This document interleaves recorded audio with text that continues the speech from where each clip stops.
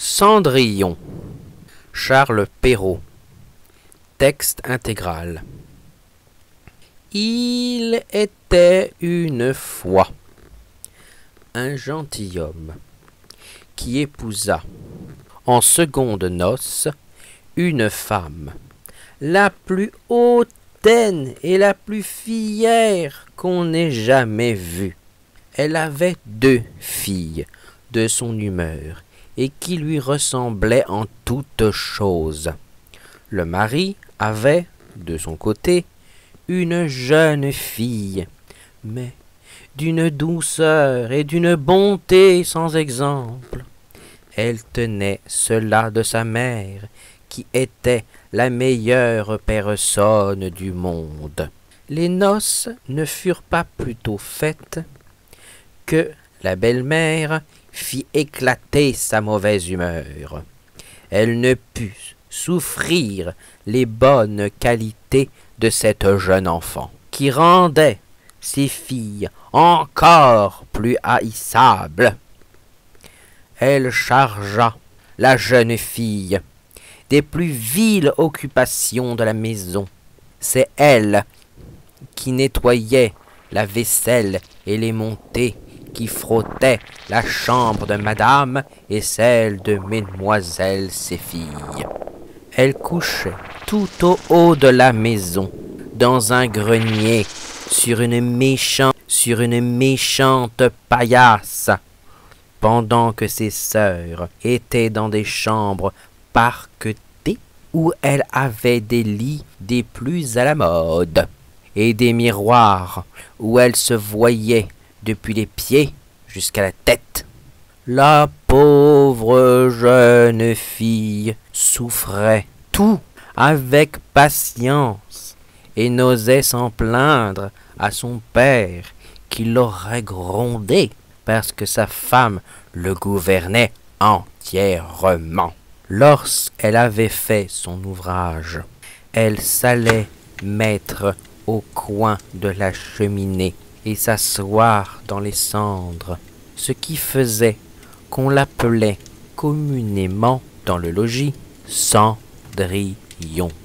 Cependant, Cendrillon, avec ses méchants habits, ne lassait pas d'être 100 fois plus digne que ses sœurs, quoique vêtue très magnifiquement. Il arriva que le fils du roi donna un bal et qu'il en pria toutes les personnes de qualité. Nos 2 demoiselles en furent aussi priées, car elles faisaient grande figure dans le pays. Les voilà bien aises et bien occupées à choisir les habits et les coiffures qui leur siéraient le mieux. Nouvelle peine pour Cendrillon, car c'était elle qui repassait le linge de ses sœurs et qui gaudronnait leurs manchettes. On ne parlait que de la manière dont on s'habillerait. Moi, dit l'aîné, je mettrais mon habit de velours rouge et ma garniture d'Angleterre. Moi, dit la cadette, je n'aurais que ma jupe ordinaire, mais en récompense, je mettrai mon manteau à fleurs d'or et ma barrière de diamants, qui n'est pas des plus indifférentes. On envoya quérir la bonne coiffeuse pour dresser des cornettes à 2 rangs, et on fit acheter des mouches de la bonne faiseuse. Elles appelèrent Cendrillon pour lui demander son avis, car elle avait le bon goût. Cendrillon les conseilla le milieu du monde, et s'offrit même à les coiffer, ce qu'elles voulurent bien. En les coiffant, elle lui disait « Cendrillon, ne serais-tu pas bien aise d'aller au bal ?»« Hélas, mesdemoiselles, vous vous moquez de moi, ce n'est pas là ce qu'il me faut. » « Tu as raison, on rirait bien. » Si l'on voyait un Cendrillon aller au bal, une autre que Cendrillon les aurait coiffés de travers. Mais elle était bonne, et elle les coiffa parfaitement bien.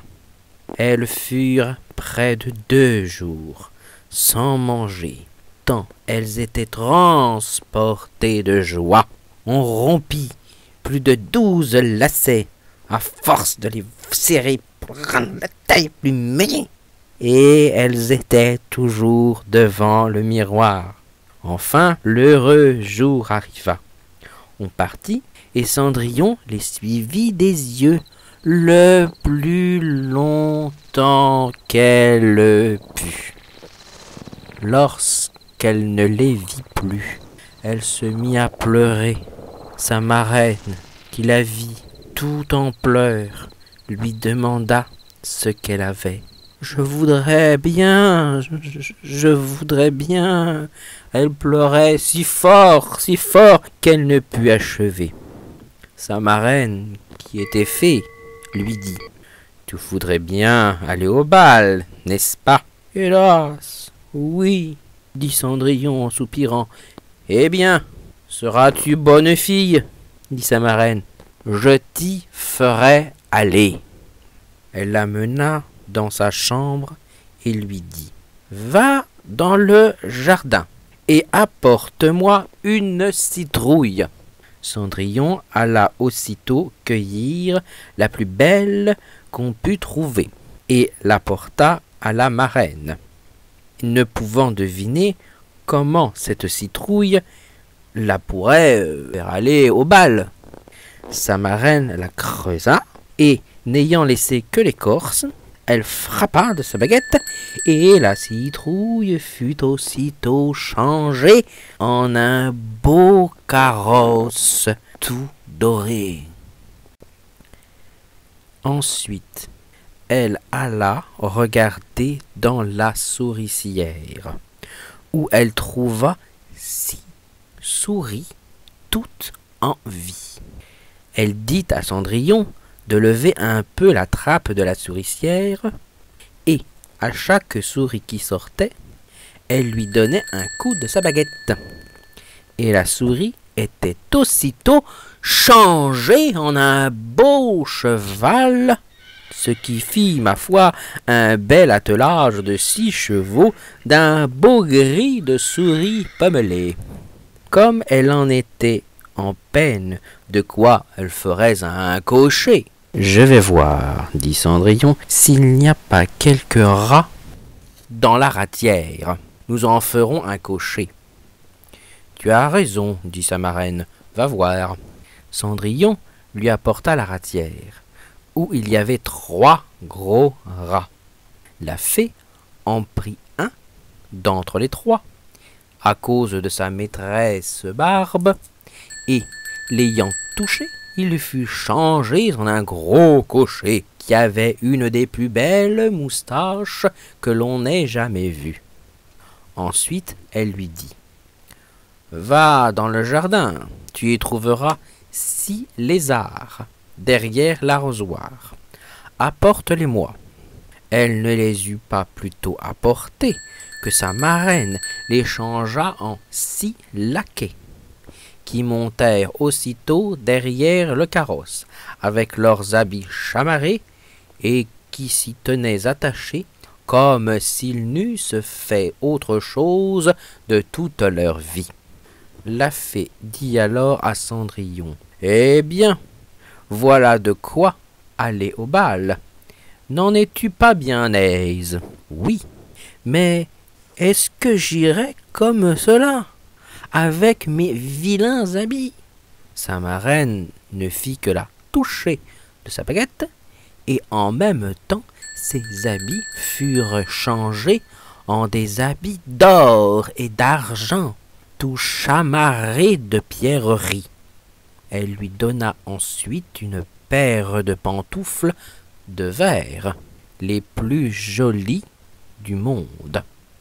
Quand elle fut ainsi parée, elle monta en carrosse, mais sa marraine lui recommanda sur toute chose de ne pas passer minuit, l'avertissant que si elle demeurait au bal un moment davantage, son carrosse redeviendrait citrouille, ses chevaux des souris, ses laquais des lézards, et que ses beaux habits reprendraient leur forme première.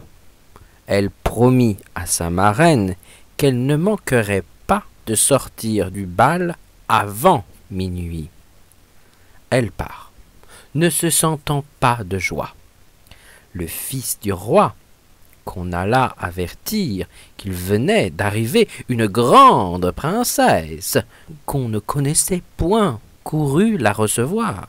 Il lui donna la main à la descente du carrosse et la mena dans la salle où était la compagnie. Il se fit alors un grand silence. On cessa de danser, et les violons ne jouèrent plus, tant on était attentif à contempler cet inconnu. Le roi même, tout vieux qu'il était, ne laissait pas de la regarder, et de dire tout bas à la reine qu'il y avait bien longtemps qu'il n'avait vu une si aimable personne. Toutes les dames étaient attentives à considérer sa coiffure et ses habits pour en avoir, dès le lendemain, des semblables, pourvu qu'il se trouvât des étoffes assez belles et des ouvriers assez habiles. Le fils du roi la mit à la place la plus honorable, et ensuite la prit pour la mener danser. Elle dansa avec tant de grâce qu'on l'admira encore davantage. Elle alla s'asseoir auprès de ses sœurs et leur fit 1000 honnêtetés. Elle leur fit part des oranges et des citrons que le prince lui avait donnés, ce qui les étonna fort, car elle ne la connaissait point. Lorsqu'elle causait ainsi, Cendrillon entendit sonner 11 heures, 3/4. Elle fit aussitôt une grande révérence à la compagnie et s'en alla le plus vite qu'elle put. Dès qu'elle fut arrivée, elle alla trouver sa marraine, et, après l'avoir remerciée, elle lui dit qu'elle souhaiterait bien aller encore le lendemain au bal. Comme elle était occupée à raconter à sa marraine tout ce qui s'était passé au bal, les deux sœurs heurtèrent à la porte. Cendrillon alla leur ouvrir. « Oh, que vous êtes longtemps à revenir !» leur dit-elle en bâillant, en se frottant les yeux et en s'étendant comme si elle n'eût fait que de se réveiller. Elle n'avait cependant pas eu envie de dormir depuis qu'elle s'était quittée. « Si tu étais venue au bal, lui dit l'une de ses sœurs, oh, tu ne t'y serais pas ennuyée, ma foi. Il est venu la plus gentille personne du monde, la plus gentille princesse, la plus gentille qu'on puisse jamais voir. Elle nous a fait 1000 civilités. Elle nous a donné des oranges et des citrons. » Cendrillon ne se sentait pas de joie. Cendrillon ne se sentait pas de joie. Elle leur demanda le nom de cette princesse. Mais elles lui répondirent qu'on ne la connaissait pas, que le fils du roi donnerait toutes choses au monde pour savoir qui elle était. Cendrillon sourit et leur dit « Elle est donc bien gentille, mon Dieu, mais que vous êtes heureuse. Ne pourrais-je point la voir? Hélas. Mademoiselle Javotte, prêtez-moi votre habit jaune que vous mettez tous les jours. »« Vraiment, dit mademoiselle Javotte, Bah, je suis de cet avis. Prêter mon habit à un vilain Cendrillon comme cela, bien, il faudrait que je fût bien folle. Cendrillon s'attendait à ce refus, et elle en fut bien aise, car elle aurait été grandement embarrassée si sa sœur eût bien voulu lui prêter son habit. Le lendemain, les deux sœurs furent au bal, et Cendrillon aussi, mais encore plus parée que la première fois. La jeune demoiselle ne s'y ennuyait point, et oublia ce que sa marraine lui avait recommandé, de sorte qu'elle entendit sonner le premier coup de minuit, lorsqu'elle ne croyait point qu'il fût encore 11 heures. Elle se leva et s'enfuit aussi légèrement qu'aurait fait une biche. Le prince la suivit. Elle laissa tomber une de ses pantoufles de verre, que le prince ramassa bien soigneusement. Cendrillon arriva chez elle, bien essoufflé, sans carrosse, sans laquais, et avec ses méchants habits. Rien ne lui étant resté de sa magnificence. Une de ses petites pantoufles, la pareille de celle qu'elle avait laissée tomber. On demanda au garde de la porte du palais s'il n'avait point vu sortir une princesse. Ils dirent qu'ils n'avaient vu sortir personne, qu'une jeune fille fort mal vêtue et qui avait plus l'air d'une paysanne que d'une demoiselle. Quand les deux sœurs revinrent au bal, Cendrillon leur demanda si elles s'étaient encore bien diverties, et si la belle dame y avait été. Elles lui dirent que oui, mais qu'elle s'était enfuie lorsque minuit avait sonné, et si promptement qu'elle avait laissé tomber une de ses petites pantoufles de verre, la plus jolie du monde, que le fils du roi l'avait ramassée, et qu'assurément il était fort désireux de connaître la personne à qui appartenait la petite pantoufle. Elles dirent vrai, car peu de jours après, le fils du roi fit publier à son de trompe qu'il épouserait celle dont le pied serait bien juste à la pantoufle. On commença à l'essayer aux princesses, ensuite aux duchesses et à toute la cour, mais inutilement.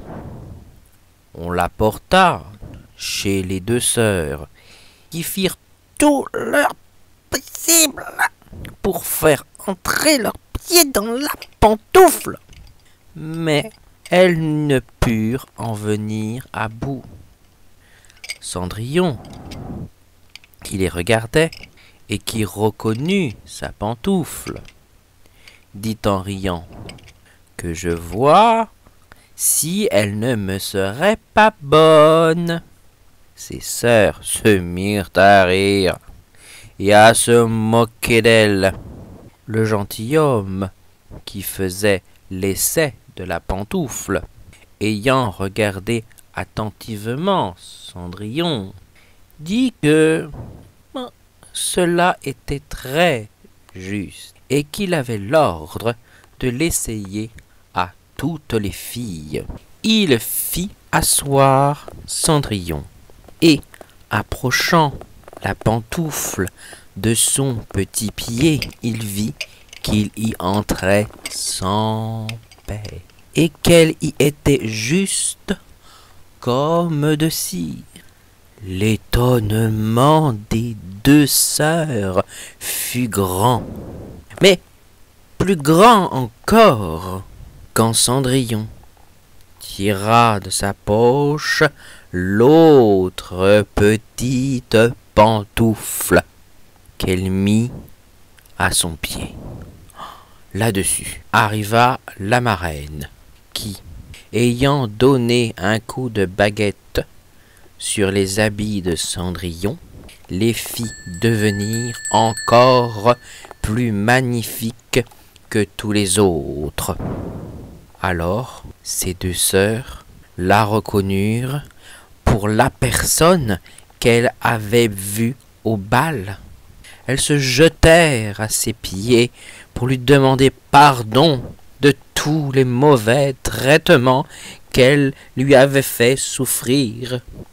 Cendrillon les releva et leur dit, en les embrassant, qu'elle leur pardonnait de bon cœur et qu'elle les priait de l'aimer bien toujours.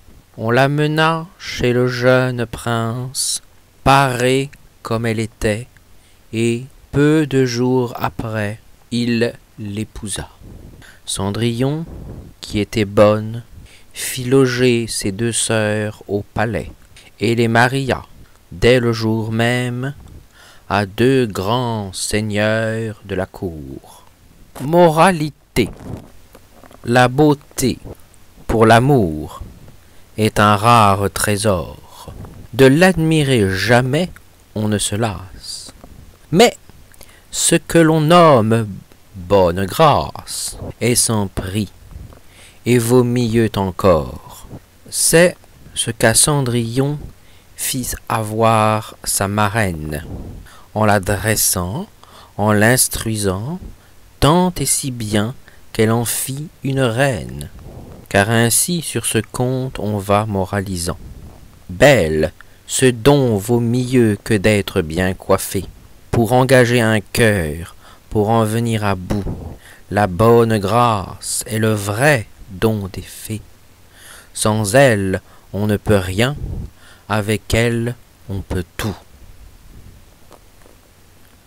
Autre moralité, c'est sans doute un grand avantage d'avoir de l'esprit, du courage, de la naissance, du bon sens et d'autres semblables talents qu'on reçoit du ciel en partage. Mais vous aurez beau les avoir, pour votre avancement, ce seront choses vaines, si vous n'avez, pour les faire valoir, ou des parrains, ou des marraines.